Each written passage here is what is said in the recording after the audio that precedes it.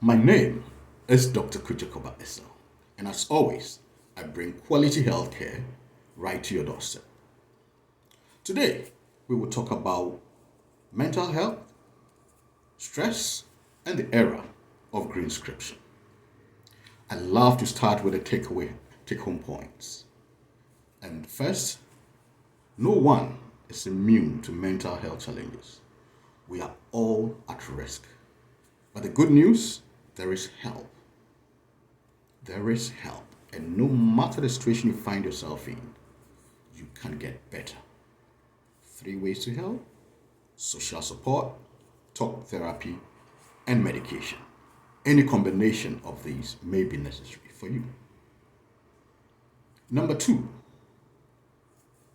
you need to take care of yourself. The world benefits most when you are your best version. So let's take time to take care of ourselves. I'm going to break health or wellness into six. So we say six pillars of wellness. The first, physical health, social health, financial health, digital health, spiritual health, and mental health. All six are equally important, and we need to spend time on them if we want to be the best versions of ourselves. What exactly is mental health? Basically, it reflects the way we think, the way we behave, and our feelings or mood. So these 3 points. What are some examples of mental health issues? Anxiety. Feel it's common. Most people or many of us have gone through that before, right? The phobias, the fears. Something as minimal as the fear of public speaking. We take for granted. Stress. Everybody is talking about stress. So I will take that out and we'll talk about it a bit. Depression and many, many others.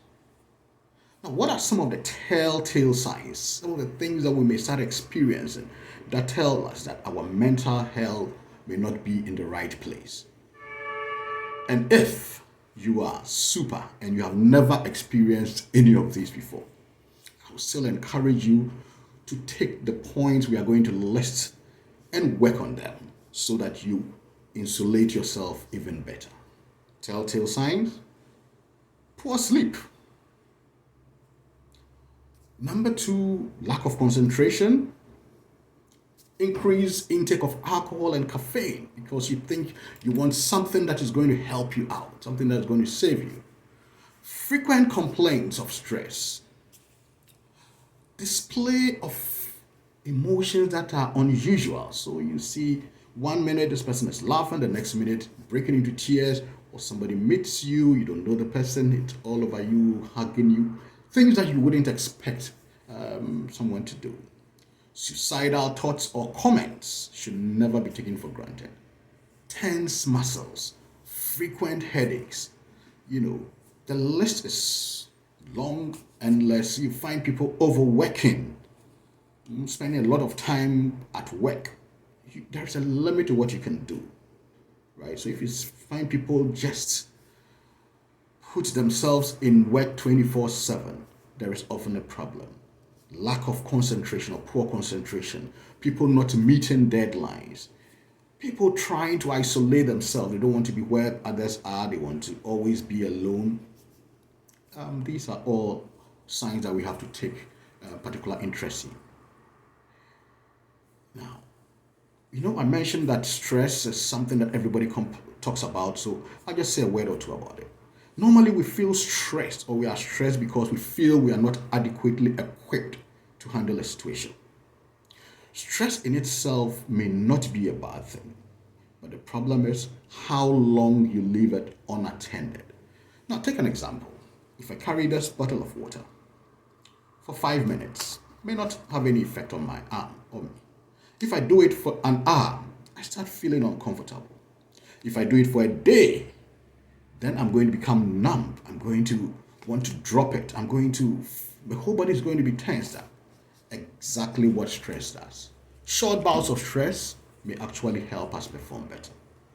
But when we don't know when to switch it off, or we are unable, through no fault of ours, to switch it off, then the problem sets in. So how are we going to make ourselves more robust? Or if we have the problem already, how are we going to try to get out of it? Remember this. This is where Greenscription comes in. And Greenscription is essentially green prescription. Changes you can do, everyday things that will make you the best version of yourself. And remember this, what you practice grows stronger. I don't expect all of us to be able to do everything perfectly at the same time. But let us start working on these one after the other. Every good choice will be followed by another. 1. Spend time outdoors. Nature, sunlight, greenery, they all help. I know there's a lot of concrete around, but you can still get that sunlight. You can still get that breeze. Exercise at least 5 days a week. What you're doing is you are improving blood flow to your brain. And remember, you can snack on exercise, which means you can even take it in short bursts. Eat a balanced meal. Our gut, our intestine, stomach, is often referred to as the second brain. And that's true. So take good care of it. Make sure you're getting your fruits, your vegetables, your water. If you need some probiotics, make sure. But do not go on a supplement burst, just taking anything because you want to feel healthy. Learn or start a hobby.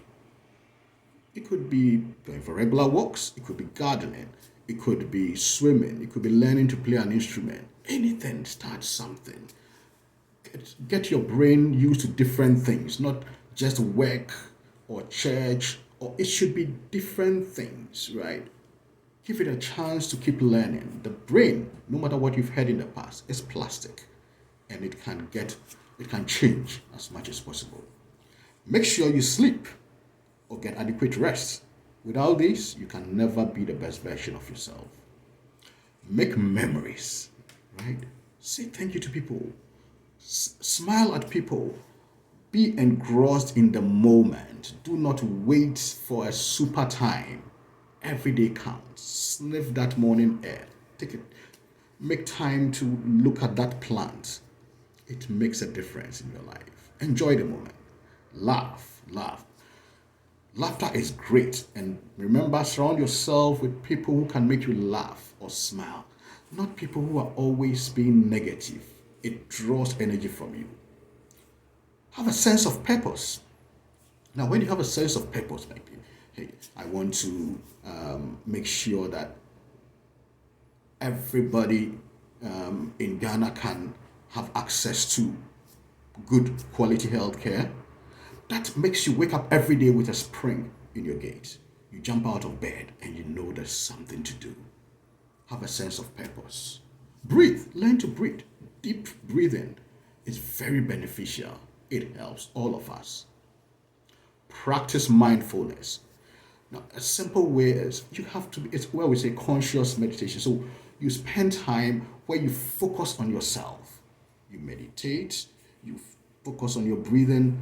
5 minutes a day is a good way to start and gradually build it up. Protect your brain. That is where everything starts.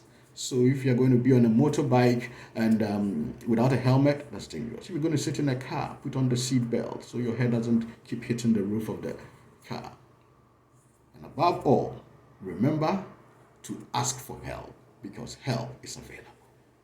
Thank you for listening. Start working with these points and we'll go deeper into them over time.